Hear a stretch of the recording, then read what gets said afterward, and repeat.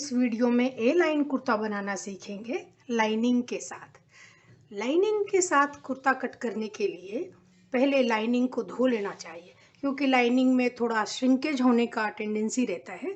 तो लाइनिंग का कपड़ा जो है पहले धो लेना चाहिए।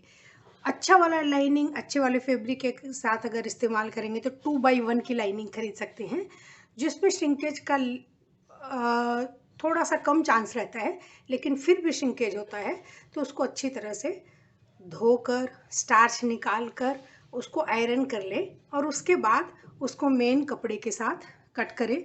जैसा हम मेन कपड़ा कट करेंगे ठीक वैसा ही लाइनिंग कट करना है।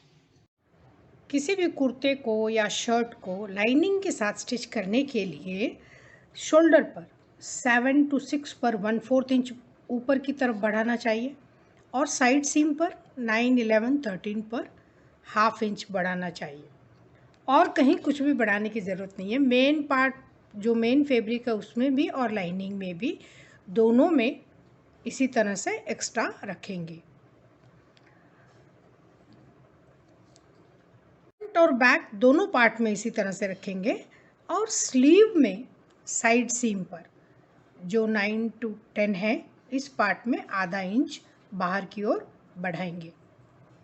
मैं एक छोटे ड्राफ्टिंग के साथ दिखा रही हूँ कि शोल्डर पे 1/4 इंच और साइड सीम पे ½ इंच, और इसी तरह से स्लीव के साइड सीम पर ½ इंच बनाना चाहिए।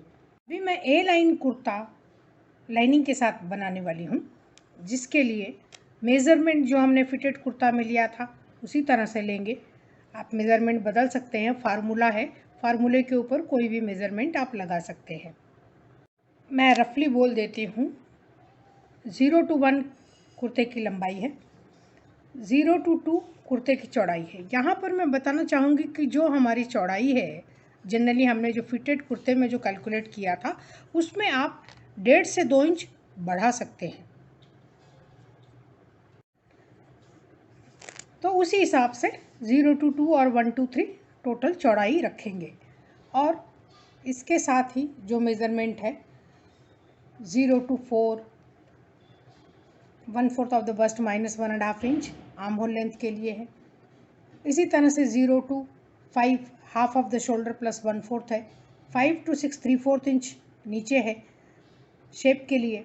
0 to 7 1/12 ऑफ द चेस्ट गले की चौड़ाई है। 0 to 8 0 to 7 जितना भी रख सकते हैं, और आप अपनी पसंद के अनुसार भी बैक नेक शेप रख सकते हैं।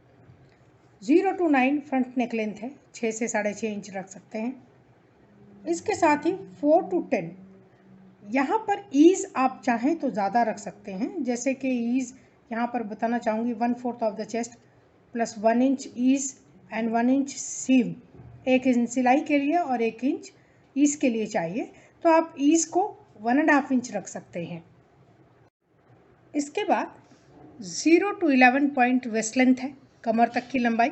और यहाँ पर हम क्या करेंगे, 10 से बिल्कुल सीधी लाइन खींचेंगे 12 तक।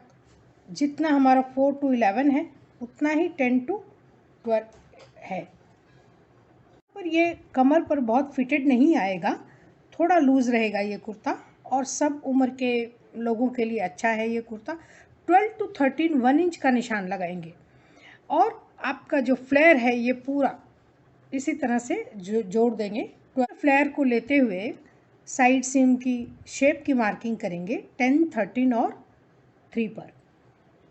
फ्लेयर को थोड़ा शेप देने के लिए 1 और 3 का एक सेंटर पॉइंट निकालेंगे 15, और 3 to 14 1½ इंच का निशान लगाएंगे। 14 और 15 को फ्रेंच कर्व से जोड़ सकते हैं, अच्छा सा कर्व शेप आ जाएगा। तो इस तरह से एक शेप देना चाहिए, जिससे कि ये 3 पॉइंट जो है बहुत पॉइंटेड शार्प ना रहे। अब यहाँ पर मैं रिपीट करना चाहूँगी, 7 to 6 पर 1/4 इंच एक्स्ट्रा लगाएंगे लाइनिंग के लिए, और इसी तरह से 10, 13 और 3 पर ½ इंच बाहर निकालेंगे लाइनिंग के लिए, स्टिच करने के लिए जो सीम लाइन ½ इंच की मार्किंग करेंगे उसके साथ ही कट करेंगे 3, 14, 3 की ज़रूरत नहीं है क्योंकि ये शेप है, 14, 13, 10, और इसके बाद आर्म होल शेप आपका जैसा काटना है 10 के बाद 19 बैक आर्म होल शेप के लिए, और 6 इसके बाद 1/4 इंच जो एक्स्ट्रा है वो 7 और बैक नेक लाइन। फ्रंट के लिए भी इसी तरह से 10 तक आने के बाद आप 20 पर फ्रंट आर्म होल शेप काटें, 1/4 इंच शोल्डर पे जो लाइनिंग के लिए एक्स्ट्रा है उसको काटें और फ्रंट नेक शेप कट करें। दोनों पार्ट कट कर लें। स्लीव आप जैसा कट करना चाहें वैसा कट कर सकते हैं।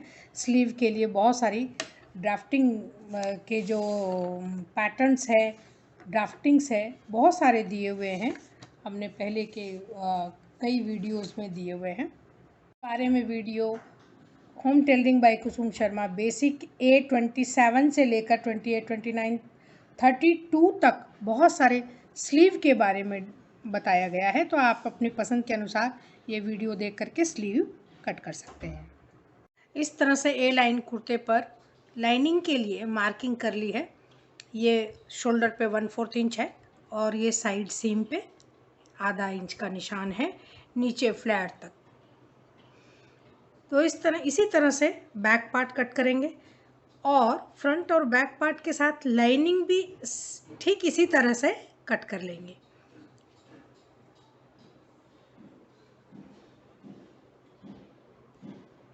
लाइनिंग कुर्ता की स्टिचिंग शुरू करने के लिए सबसे पहले लाइनिंग मेन फैब्रिक के साथ ज्वाइन करेंगे। तो ये मेरे पास फ्रंट वाला मेन पार्ट है, इसको शोल्डर को ये रॉन्ग साइड है और ये लाइनिंग का भी रॉन्ग साइड है, और इस तरह से पहले ऑल पिन लगा लेंगे। शोल्डर पे हमने मार्किंग की हुई है, 1/4 इंच की स्टिचिंग लगाएंगे और इसी तरह से साइड सीम पर भी निशान लगाएंगे। और ये जहाँ पर हमारा वेस्ट लाइन के बाद हिप लाइन तक आता है वहाँ पर हमने ये नॉच कट किया हुआ है। नॉच कट के बाद में ये स्लिट ओपन होगा, यहीं तक 1/4 इंच की स्टिचिंग करनी है। तो शोल्डर और साइड सीम दोनों के, फ्रंट पार्ट के दोनों साइड और बैक पार्ट के दोनों साइड इस तरह से पहले लाइनिंग की जॉइनिंग करेंगे। अगर स्लीव में लाइनिंग लगानी हो, बहुत डेलिकेट कपड़ा हो, तो केवल साइड सीम में 1/4 इंच दोनों तरफ सिलाई करेंगे।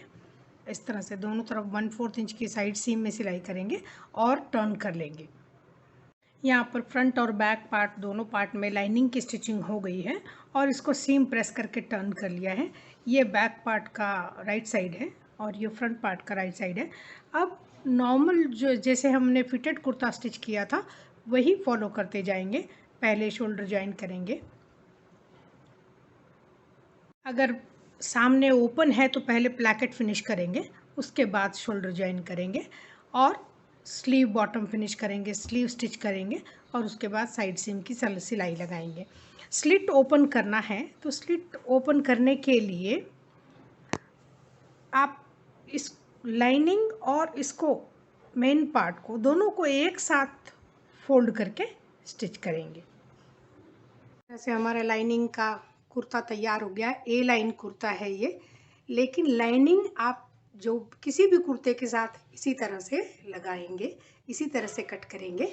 तो ये लाइनिंग का कुर्ता हमने बना लिया है। ये ए लाइन कुर्ते का शेप है, ये देखिए नीचे तक हमने लगाया है और इस तरह से बटन लगा कर मैंने इसको फिनिश कर दिया है। ये नेकलाइन है जिसको फेसिंग के साथ फिनिश किया है, शॉर्ट स्लीव बनाई है और इसके साथ ही स्लिट हमने ओपन रखा है ताकि ये फ्लेयर पार्ट जो है कंफर्ट रहे।